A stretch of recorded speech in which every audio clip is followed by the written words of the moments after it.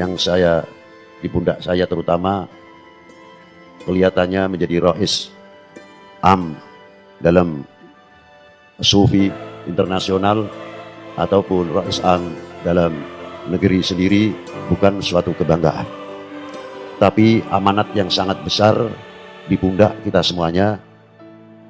Sebagaimana kita bercermin, kita yang merasa kecil begini merasakan beratnya bagaimana baginda Nabi Sallallahu Alaihi Wasallam mendapat tugas, mendapat perintah dari Allah Subhanahu Wa Taala dalam mensyiarkan risalah sehingga melahirkan risalah rahmatan lil alamin, membangun keintelektualan umat, melahirkan ilmuwan dan sebagainya dan sebagainya. Tugas ini tidak semudah itu. Ma'asyiral muslimin hadirina rahimakumullah. Sekarang sangat diperlukan sekali apa sebenarnya tasawuf tersebut. Kemungkinan masih banyak memahami dalam dunia tasawuf kalau orang tasawuf itu pandainya duduk, pandainya muter tasbih, kurang peduli, sehingga jarang orang yang mau masuk tasawuf, karena orang kalau sudah masuk tasawuf takut kepada dunia. Pemahaman ini perlu kita luruskan. Apa sih sebenarnya tasawuf? Tasawuf adalah pembersih.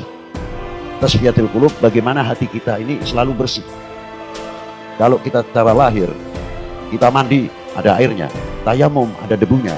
Mau cuci muka, ada airnya. Kapan kita setiap hari tidak lepas akan membersihkan fisik. Dari mulai mandi, sampai wudhu, sampai cuci muka. Tapi kapan kita akan membersihkan hati? Dengan apa cara membersihkan hati? Jelas peranan tarekoh di sini sangat diperlukan sekali.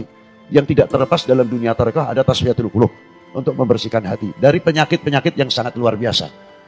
Kalau penyakit yang di luar, kita jelas tahu, andai kata itu kena kanker ataupun kena penyakit yang lain. Tapi penyakit hati, siapa yang tahu di antaranya? Takabur, dengki, hasud, tidak senang kalau melihat orang senang, tapi hatinya senang apabila melihat orang itu susah.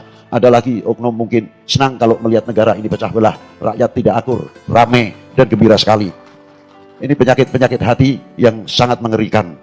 Dari itu, apa yang bisa membersihkan adalah dunia tasawuf dengan melalui tasfiyatul qulub, hingga kita mengganti sifat-sifat yang kurang baik di dalam hati kita ini dengan kalimah la ilaha illallah sayyidina Muhammadur Rasulullah sallallahu alaihi wasallam. Nur yang akan masuk di tiap seluk tubuh hati manusia akan mewarnai pancaran cahaya ilahi. Tidak cukup di dalam hati saja, cahaya itu akan mewarnai sampai pola pikir, otak kita, akal kita. Tidak akan pernah memikirkan bagaimana keuntungan saya dan lain sebagainya, tapi akan memikirkan bagaimana peranan umat ini, bagaimana kesejahteraan umat ini, dari melalui dunia ekonomi, melalui dunia pertanian, melahirkan satu pendidikan, dan akan terpancarlah melahirkan intelektual, doktoral. Kita sangat memerlukan sekali. Dunia tasawuf bisa melahirkan putra-putri kita di mana saja negara, doktor ahli bedah, ahli pertanian, ahli ekonomi. Sudah bukan waktunya lagi kita berbicara khilafiyah. Kita tertinggal karena masalah-masalah itu. Apalagi sebentar lagi khususnya untuk negeri kita di Indonesia, qarib minal intikhab. Sebentar lagi kita akan menghadapi 24 pemilihan umum. Mampukah ulama-ulama kita, khususnya ulama tasawuf, menjadi pemersatu umat, pemersatu bangsa ini, menumbuhkan cintanya kepada bangsa dan tanah airnya, sehingga mencerminkan cahaya-cahaya ilahi yang terwarnai dan mewarnai di dalam hati kita menjadi suri, tauladan, contoh yang baik. Inilah orang ahli tarekat, inilah ahli tasawuf yang bisa mewarnai bagaimana pembangunan umat, pembangunan bangsa, sehingga ketahanan nasional di setiap negara di dunia ini disponsori oleh tokoh-tokoh ahli tasawuf.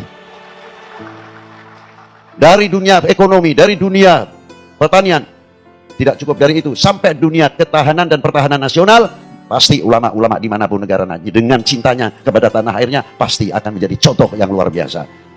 Yang kedua, paling tidak akan menjalin hubungan silaturahmi antara ulama ahli tasawuf di manca dunia ini. Mana yang saling kita bisa menguntungkan di antara sesama kita, sehingga melahirkan kesejahteraan umat.